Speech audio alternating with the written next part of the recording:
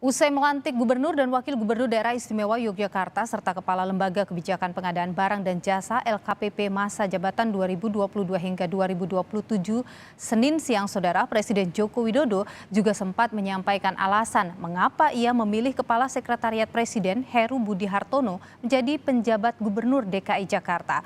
Presiden juga merinci sejumlah tugas yang akan memimpin Jakarta hingga 2024 mendatang. Saya juga kenapa Heru kan lama sekali sejak jadi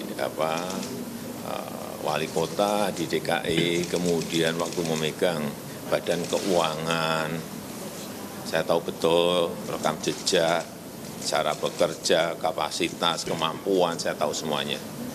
Dan komunikasinya sangat baik dengan siapapun, sehingga kita harapkan nanti ada percepatan, kemarin saya sudah sampaikan kepada Pak Heru, utamanya persoalan utama di DKI Jakarta.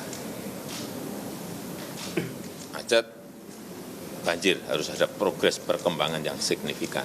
Dan yang ketiga, hal yang berkaitan dengan tata ruang. Ya, itu aja.